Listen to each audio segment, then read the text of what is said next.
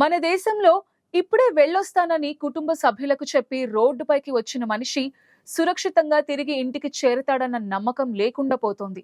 తన దారిలో తాను జాగ్రత్తగా పోతున్నా సరే, ఏ మూల మలుపులో ఏ వాహనం దూసుకొచ్చి ఢీ కొడుతుందో, ఎక్కడ ఏ గుంత నోరు తెరిచి నిలువునా మింగేస్తుందో తెలియని దారుణమైన సిచ్యువేషన్స్ ఉన్నాయి. రెప్పపాటు వ్యవధిలో సంభవిస్తున్న ప్రమాదాలు ఎన్నో కుటుంబాలను అనాథలుగా మార్చేస్తున్నాయి. సర్కారీ లెక్కల ప్రకారం 2018-2022 మధ్యలో దేశవ్యాప్తంగా 21.73 లక్షలకు పైగా రహదారి ప్రమాదాలు చోటు చేసుకున్నాయి. వాటిలో 7.77 లక్షల మంది మరణించారు. మరో 20.88 లక్షల మంది గాయాల పాలయ్యారు. యుద్ధాలు, ఉగ్రవాద దాడులు, తీవ్రవాద దుర్ఘటనలలో చనిపోయిన వారి సంఖ్యను మించిన మారణకాండ రోడ్డు ప్రమాదాల వల్లే జరుగుతోందని అధ్యయనాల గణాంకాలు చెప్తున్నాయి. ఈ విషయం సాక్షాత్తు రహదారుల కేంద్ర మంత్రి నితిన్ గడ్కరీ స్వయంగా తెలిపిన సమాచారం. వీటిని అరికట్టడానికి చేయాల్సినంత చేస్తున్నాం, కానీ విజయం సాధించలేకపోతున్నాం. మా వైఫల్యాలలో ఇది ఒకటి అంటూ గడ్కరీ రీసెంట్ గా ఆవేదన వ్యక్తం చేశారు. రహదారుల నిర్మాణంలో ట్రాఫిక్ జంక్షన్, సిగ్నల్స్ ఏర్పాటులో తగిన జాగ్రత్తలు వహించకుండా ప్రమాదాలను నివారించడం అసాధ్యం అంటున్నారు పరిశీలకులు. నిత్యం నెత్తుటి వానలో తడిచి ముద్దవుతున్న రోడ్ల మూలంగా దేశానికి సంబంధించిన జీడిపిలో ఏటా 3.14% నష్టపోతోంది. భరించలేనన్ని వైద్య ఖర్చులు, ప్రమాదాల వల్ల వికలాంగులవటం కారణంగా ప్రమాద బాధితులు ఉపాధి అవకాశాల్ని కోల్పోతున్నారు.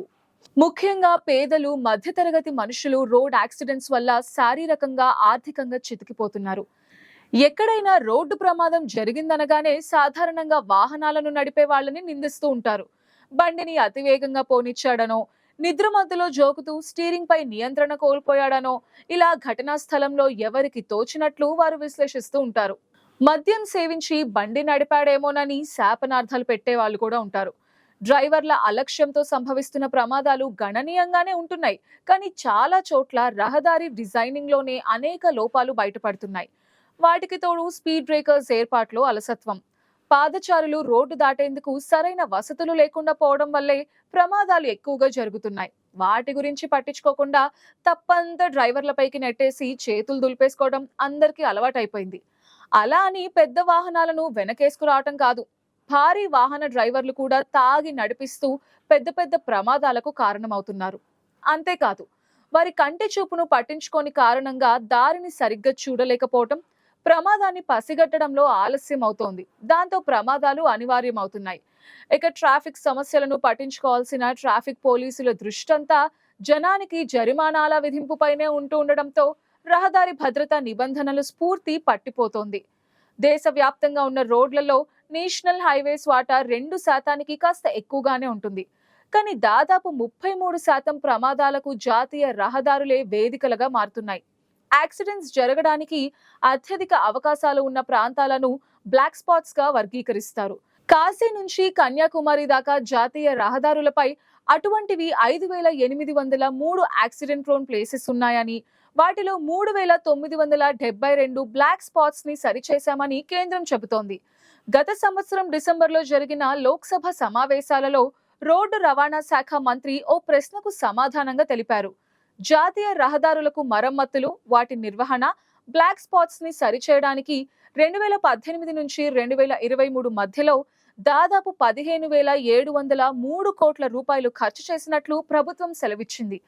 అంతంత నిధుల ధారపోసి రోడ్లను సర్వాంగ సుందరంగా తీర్చిదిద్దితే ఆటోమేటిక్ గా ప్రమాదాలు తగ్గిపోవాలి. కానీ 2018లో జాతీయ రహదారుల మీద 1,44,000 ప్రమాదాలు సంభవిస్తే 2022లో అవి 1,52,000కి ఎగబాకాయి. ప్రపంచంలో ఉన్న మొత్తం వాహనాల్లో ఇండియాలో ఉన్నవి కేవలం 1% మాత్రమే. కానీ రోడ్డు ప్రమాదాల్లో మాత్రం మన దేశానిది 11%గా ఉంటోంది.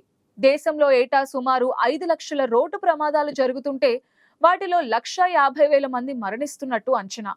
దేశంలోని రహదారుల పొడవు 64 లక్షల కిలోమీటర్లు. ఇందులో 1,46,145 కిలోమీటర్లు జాతీయ రహదారులుగా ఉన్నాయి. 1,86,528 కిలోమీటర్లు రాష్ట్ర రహదారులుగా ఉన్నాయి. మిగిలిన 60.78 లక్షల కిలోమీటర్ల మేర ఇతర రోడ్లు ఉన్నాయి. రీసెంట్ గా దేశంలో నమోదైన మొత్తం వాహనాల సంఖ్య 35.4 కోట్లు. తెలంగాణలో 1,10,000 కిలోమీటర్ల మేర రహదారులుంటే గత సంవత్సరం మే నాటికి 1.71 కోట్ల వాహనాలు నమోదయ్యాయి. ఇండియాలో గత దశాబ్ద కాలంగా సుమారు 15 లక్షల మంది రోడ్డు ప్రమాదాల్లో మరణించారు. గణాంకాలను పరిశీలిస్తే దేశంలో రోజుకి 1,368 రోడ్డు ప్రమాదాలు జరుగుతున్నాయి. అంటే దాదాపుగా నిమిషానికి ఒక రోడ్డు ప్రమాదం జరుగుతోంది. ప్రతి 4 నిమిషాలకి ఒక మరణం సంభవిస్తోంది. ఈ ప్రమాద బాధితుల్లో 40% పాదచారులే ఉంటున్నారు. ట్రాఫిక్ రూల్స్ తెలియక రోడ్ క్రాస్ చేస్తూ ఉండటం వాహనాలను ఢీకొడుతున్నాయి. ఆంధ్రప్రదేశ్లో చూస్తే 2023లో 18,597 రోడ్డు ప్రమాదాలు సంభవించగా 8,136 మంది దుర్మరణం పాలయ్యారు.